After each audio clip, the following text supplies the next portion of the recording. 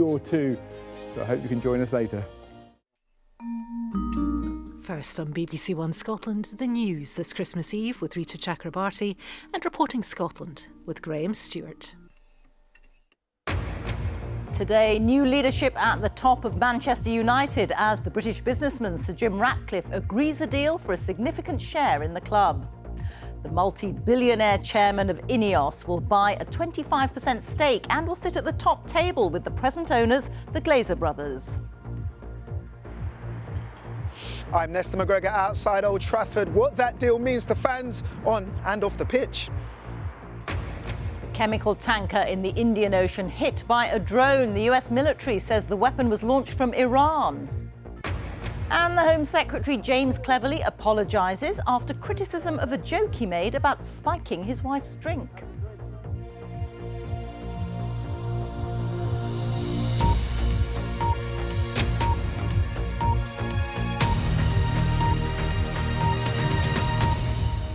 Good evening. It's the Christmas present that many Manchester United fans will have been hoping for. This afternoon, it was announced that Sir Jim Ratcliffe is buying a 25% stake in the Premier League club in a deal worth more than £1 billion, which, pending approval, will see him take control of football operations. He's also promising over £200 million of new investment.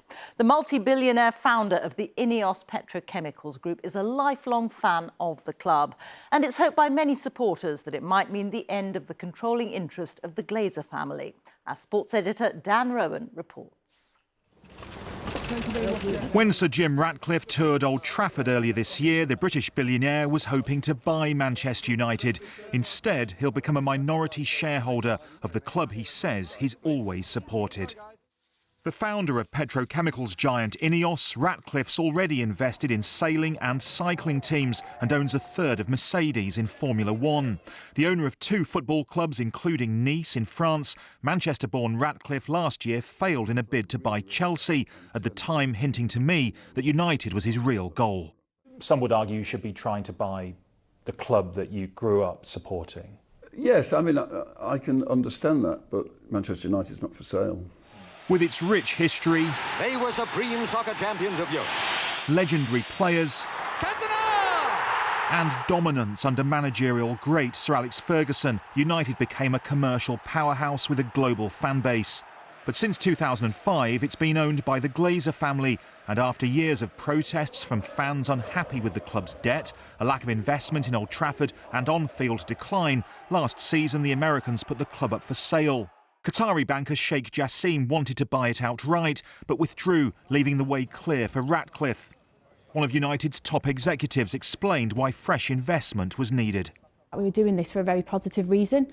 We know we've got real ambition and a plan at United, and we wanted to make sure that we attract the right investment to be able to deliver that ambition.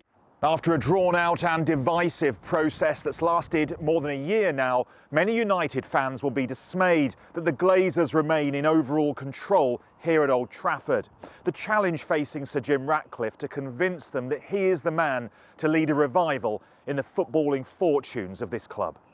Ex-British cycling chief Sir Dave Brailsford oversees Ratcliffe's various sports teams and is set to have a key role at United, the pair experiencing mixed fortunes at Nice since INEOS bought it in 2019. Some environmental campaigners say the petrochemicals company uses sport to give it a more positive image, but those involved defend the investments. What do you think Jim's motivation is?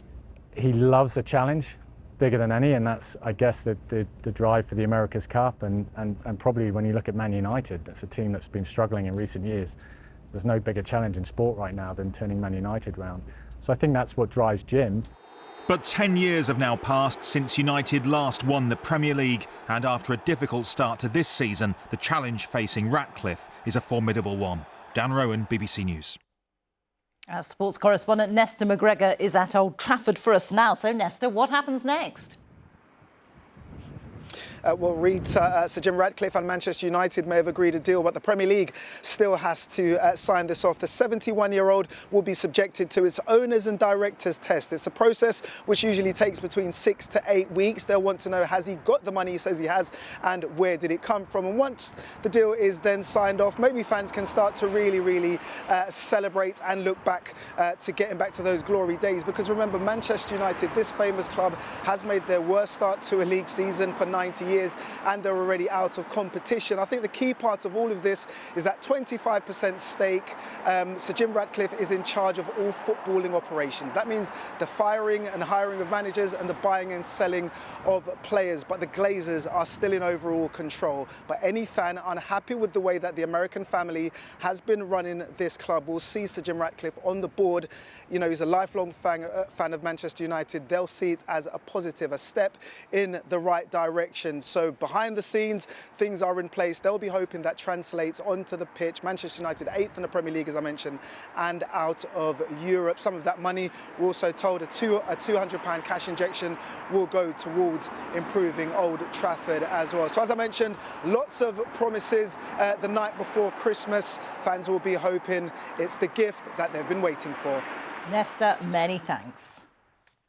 The US military says a drone which hit a chemical tanker in the Indian Ocean last night was launched from Iran. Iran has been accused of backing Houthi rebels in Yemen who've been attacking shipping in the Red Sea in recent weeks. The US says it's also shot down 4 drones in the same waters.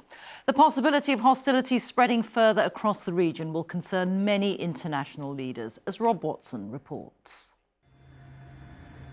Could the drone strike on this tanker being escorted to a port in India signal a dangerous new threat to shipping in the region and an escalation of Iran's involvement? Just a few days ago, a senior Iranian commander threatened to close the Mediterranean and Straits of Gibraltar, so the prospect has to be taken seriously. But its foreign minister claims escalation is not in Iran's interest. For us, regional security is very important. We are not seeking to expand the scope of war. The solution to the problem is not to establish a so-called coalition in the Red Sea, but to stop the bloodshed of women, children and civilians in the Gaza Strip and the West Bank. There have already been over 100 attacks on shipping in the Red Sea by the Iranian-backed Houthis based in Yemen. The US accuses Tehran of supporting and funding such attacks and is establishing a coalition to patrol the Red Sea to protect what it calls a threat to global trade, not just Israel's. The Houthis aren't attacking just one country. They're really attacking the international community. They are attacking the economic well-being and prosperity of nations around the world. The sophistication of Houthi attacks against shipping, including this extraordinary airborne assault on a vessel in the Red Sea, filmed by the attackers themselves, is already having an impact. Hundreds of ships have been diverted from the area at extra cost to owners and customers alike. But despite such attacks and rising tensions, both the US and Iran do seem anxious to avoid a wider war. But the shipping companies and their customers will be watching nervously. Rob Watson, BBC News. The Israeli Prime Minister Benjamin Netanyahu has told President Biden that the war in Gaza will continue until all of Israel's goals have been achieved. The war has prompted Palestinian Christian leaders in Bethlehem, which is in the occupied West Bank, to say that they'll forego all public festivities this year as a mark of solidarity with the people of Gaza. It means that Bethlehem's streets are empty and the shops are closed. Christmas, as local people know it, has been cancelled, as Shaima Khalil reports. A message from the children of Bethlehem to the world. The city looks nothing like its festive self this time of year.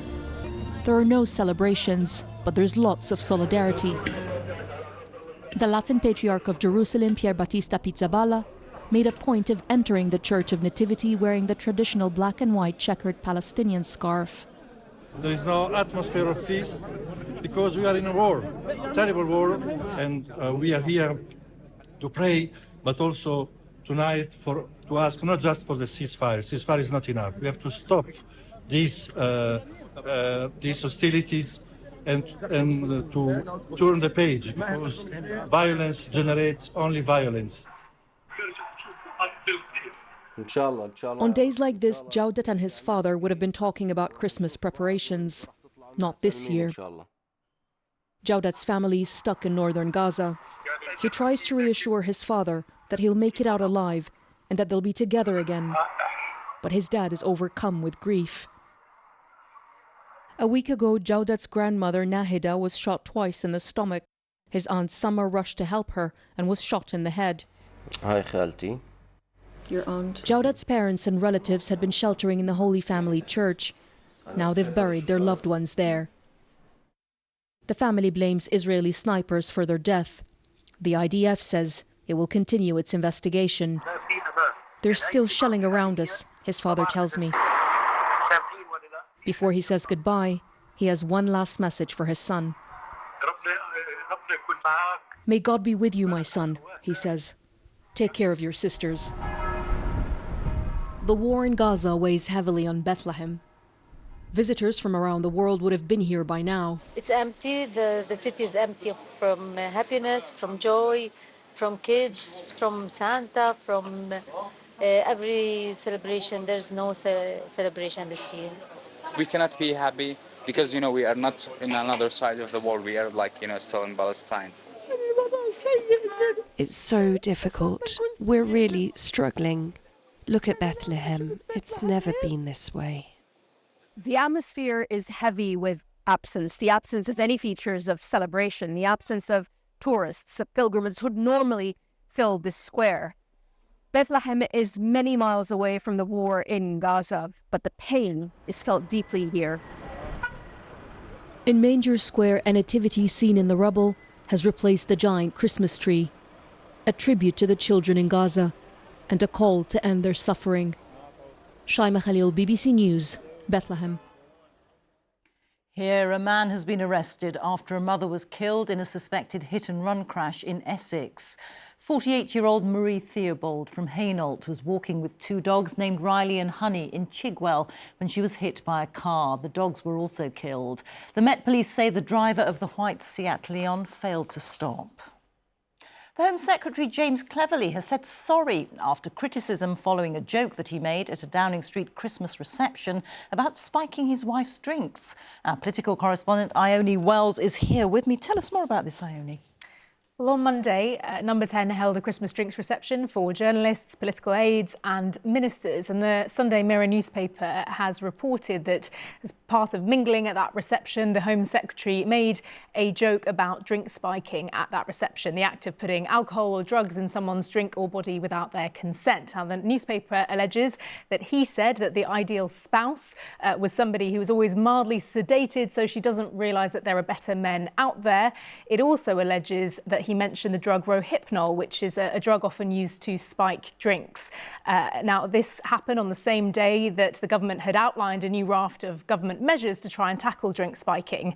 A spokesman for the Home Secretary has said that as part of what was understood to be a private conversation, he made an ironic joke for which he apologises, but it has been criticised both by Labour, who have called the comments appalling, but also by the charity Women's Aid, who have said that he needs to show survivors of spiking that he takes matters seriously rather than trying to downplay them. Thank you very much, Ione. King Charles will deliver the second Christmas message of his reign from a Buckingham Palace room decorated with a living Christmas tree. The King is a long-term environmental campaigner and the tree will be replanted after the broadcast. Natural and sustainable decorations feature on the tree, including pine cones and dried oranges. Well, that's it for now. We are back with the late news at 10:45. But the news continues here on BBC One as we join our colleagues across the nations and regions for the news where you are. Bye-bye.